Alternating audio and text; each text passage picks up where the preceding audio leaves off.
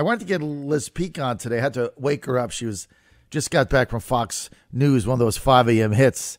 And she had a column yesterday that I read 2 times. It's really good.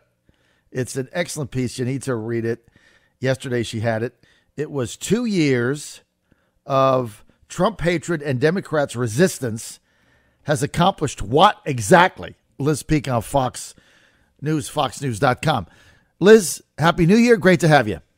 Thank you. I'm delighted to join you this morning. I know. Thanks for staying up for us. And I loved your piece. And, you know, I was saying earlier, Liz, so I want to get your comments on a couple things and then go to your piece, if I may. We've had, may I? That okay? Yeah, of course. So we've had like 4 days of like ultimate fake news, right? We really have. I mean, you get BuzzFeed, who puts out just a totally bogus report, right? Saying that Trump lied. Trump told Cohen to lie to Congress about the tower in Moscow. And BuzzFeed picks it up, and they said, oh, they've got corroborating evidence from the special counsel's office. They got texts, they got emails, whatever you would surmise they have. It's all proof. And then the legacy media doesn't bother to check it out. No sources. They run with it. And everybody, for a 24-hour frenzy, says, oh, this is it. We got him. He's getting impeached. Everybody. Every single network except Fox. Now, I heard it, and I'm like, okay, the fact that he was a businessman and was trying to erect a tower in Moscow during the presidential campaign right up to the day he got elected, even if that is true, it's not illegal, and who cares? He was running a business. He wasn't getting a paycheck on the 1st and the 15th like John Kasich and Marco Rubio and Ted Cruz and Hillary Clinton, all these other people with their phony foundation. He was running a business. Everybody said he was going to lose. Doesn't matter what he did. If it was legal, it's legal. Who cares? So I'm thinking to myself, boy, that would be a really dumb thing to lie over that didn't matter. So I didn't believe it. It didn't make sense to me. Now that's discredited. Then the day later, they put out this fake video of these Covington Catholic students that they say with Trump hats were berating a Native American. Now we find out that's fake. So in 4 days, we had 2 major cycles of completely made up lie fake news. Well, John, the problem is the media has gotten unbelievably lazy, and all they really are looking for is any kind of news story that works with their overarching narrative, which is that Trump is a racist, Trump is deplorable, and his supporters are exactly the same. So the thing with the high school students is especially grievous because all it took was watching more videos, longer video, to see what really happened there. And what really happened there was that these high school kids were taunted by a bunch of other kids, and they basically stood their ground and in effect tried to quell what could have been a melee. And so all the reporting and actually the comments from the Native American fellow who's in his 60s turned out to be bogus. But again, it was so easy to run with the story because it looked terrible. They were wearing Make America Great Again hats. What kind of kid does that except a racist kid?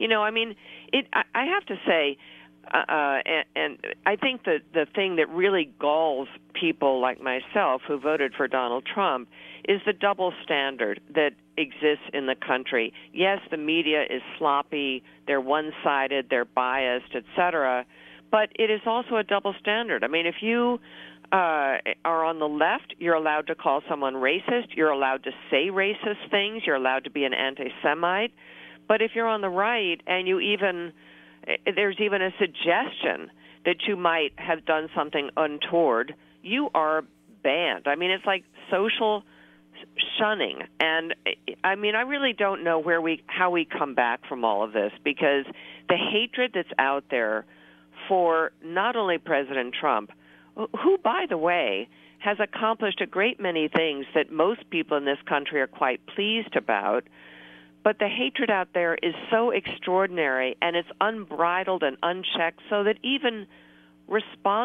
supposedly responsible journalists using words about the president that are really unconscionable. I don't know. As I say, it continues to shock me. I'm not surprised about the laziness, to tell you the truth, because the media doesn't have any money, so they don't have enough people doing credible reporting. That is actually just a fact. So it's a lot of clickbaits and, they see a story out of the corner of their eye, and it looks like it kind of is in line with their narrative that they've been talking about for 2 years, so they just run it. It's not. It's just because they're just kind of shoddy. And the only good news, John, is people are onto this. I mean, Trump, to his credit, has really called out the media for being dishonest. And now people think, of course, because he says it's not true. But in fact, the facts support him. I did some work on the economic reporting of the media leading up to the midterm elections. And, of course, the last thing anyone in the liberal media wanted was to have people excited about the economy, about the great growth in the second, third, and fourth quarters, the dropping unemployment, rising wages, et cetera. So, in fact, of the coverage given the president in the quarter before the election, it's something like 8 minutes. I am not exaggerating. The major networks spent 8 minutes on the economy, and most of that was negative because it talked about how the trade battle was going to impact growth. Mm-hmm. I mean, it's really almost unimaginable, but those are the facts. So, I think he's right to call the media out. I think people like you are right to do so. It's very disheartening because people get their news from social media, but also from the networks, the major networks. And if what they're hearing is bogus, they're going to come away with distinctly wrong impressions. And by the way, I would also put out there that people like Alexandria Ocasio-Cortez, right, who continues to spew out pretty much nonsensical things, mm-hmm, as she just did in the last 24 hours, again, talking about how the world was going to end in 12 years because of climate change and how billionaires are immoral, that gets thrown out there and disseminated with great vigor and enthusiasm, and it's really turning our country sort of against the values that made it grow and made it successful for hundreds of years. So I think it's very worrisome, honestly. We're with Liz Peek. She is a columnist for Fox News, foxnews.com. You can read her there. She also is a frequent Fox News contributor.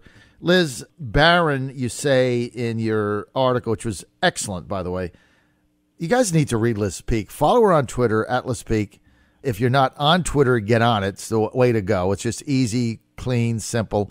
Follow her there, @LizPeek, LizPeek. Everything is right there. When she does a column, it pops up. Must read. Liz starts out, she says, Barron's reports, that's the newspaper, Barron's reports that the cost of the partial government shutdown now has exceeded the $5.7 billion President Trump requested for the wall. That's how stupid Democrats' resistance has become. Liz, spot on. Elaborate, please.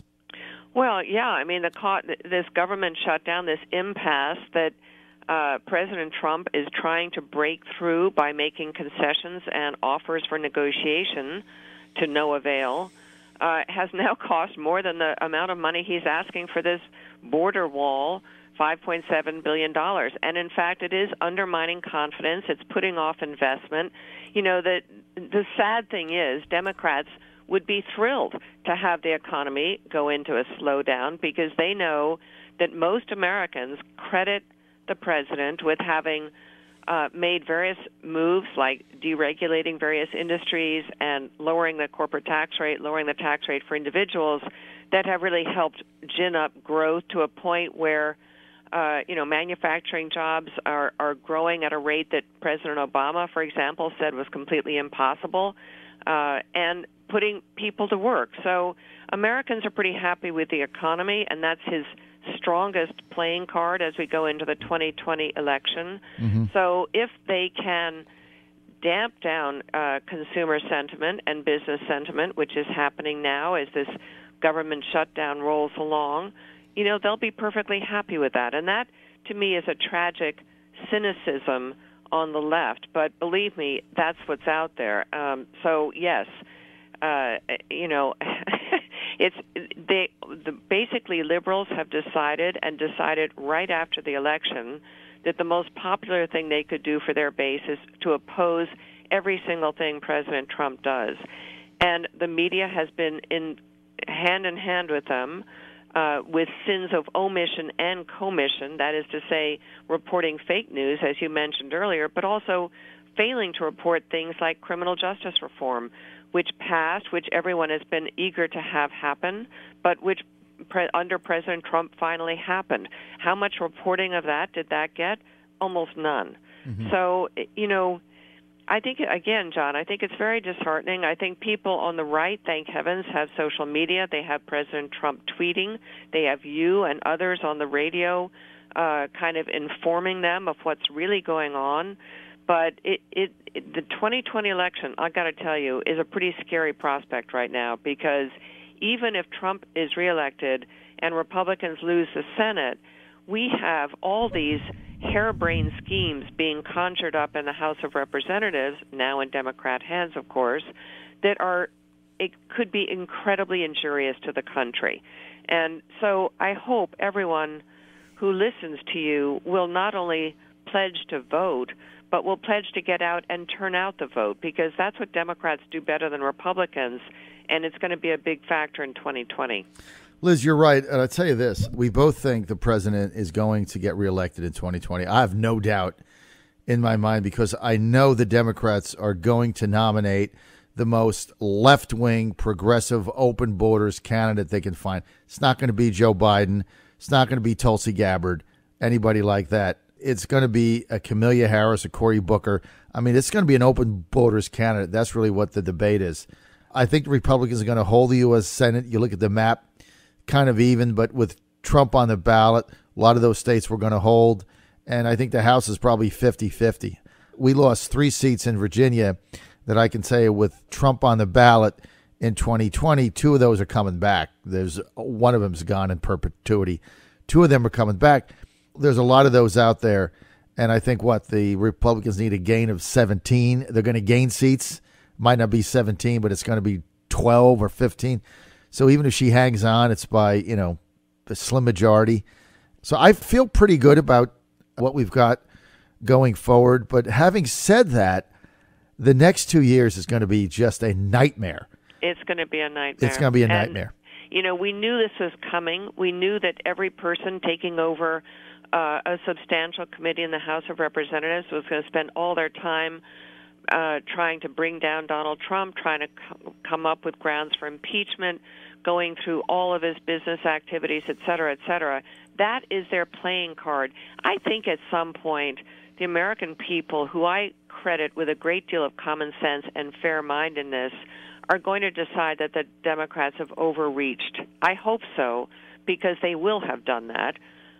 And I think people will look at his accomplishments, which, again, are pretty staggeringly good, and not even just the economy.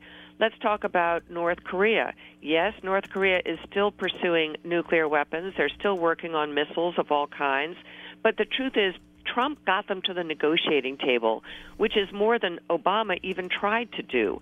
What have we done with China? China is a malevolent dictatorship at this point. It is not an ally of the United States. It is an enemy of the United States. And no one but Donald Trump had the gall to call them out for their egregious theft of intellectual property, which, by the way, has gone on for decades. This is nothing new. Right. But all the hand-wringing over diplomatic niceties, et cetera, would prevent someone like Obama or even George Bush from really calling China out on bad behavior. And by the way, one thing you never see reported in the press is that this confrontation with China, which eventually also have military implications, not that we're going to go to war with them, but someone has to prevent their building up of bases in the East China Sea, et cetera.